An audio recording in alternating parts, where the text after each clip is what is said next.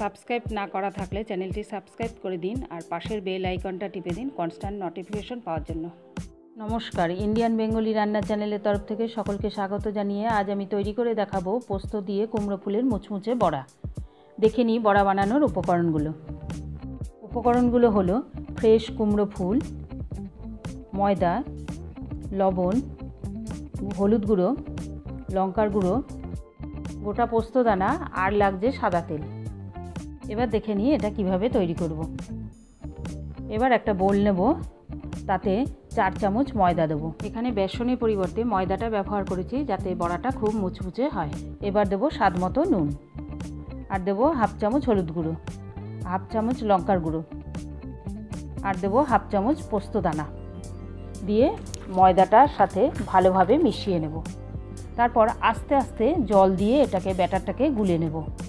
প্রথমেই আমি একবারে জল দেব না, কারণ এটা পাতলাও হবে না, বেশি মোটাও হবে না। এবার আবার আরেকবার জল দেব, দিয়ে এবার ব্যাটারটাকে ভালোভাবে তৈরি করে নেব। মনে হচ্ছে ব্যাটারটা মোটা হয়েছে, তাই আবার আরেকটু জল দিয়ে পাতলা করে নিলাম।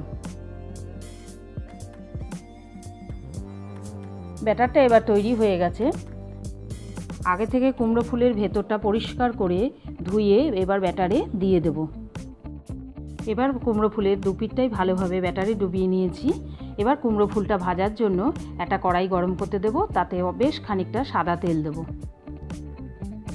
সাদা তেলটা খুব ভালোভাবে গরম হয়ে গেলে ওই ব্যাটারে ডোবানো কুমড়ো ফুলটা এবার আস্তে আস্তে ওই তেলেতে ছেড়ে দেব। এবার একটা একটা করে কুমড়ো ফুল আস্তে আস্তে দেব। এবার দেওয়া হয়ে গেছে কুমড়ো ফুলটা। এবার 30 সেকেন্ডের মতন ওটাকে ভাজতে দেব। এবার খুন্তি দিয়ে ওই তেলটা, গরম তেলটা ওই ব্যাটারটার ওপরে একটু একটু করে দেব, যাতে ব্যাটারটা কাঁচা না থাকে।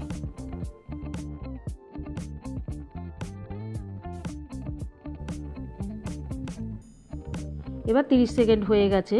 এবার কুমড়ো ফুলগুলো এবার উল্টে দেব। এবার সব কুমড়ো ফুলগুলো উল্টানো হয়ে গেছে। এটাও আবার 30 সেকেন্ডের মতন এই পিঠটা ভাজতে দেব।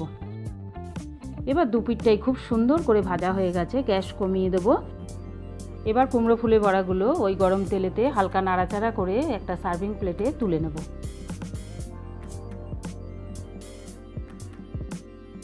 এইভাবে বাকি কুমড়ো ফুলের বড়াগুলো একইভাবে ভেজে নেব। তৈরি হয়ে গেল আজকের রেসিপি কুমড়ো ফুলের মুচমুচে বড়া। যদি আপনাদের এই ভিডিওটা ভালো লেগে থাকে তাহলে ভিডিওটি লাইক করুন, শেয়ার করুন সকলের সাথে, কমেন্ট করুন। আর ততক্ষণ ভালো থাকুন, সুস্থ থাকুন। ধন্যবাদ।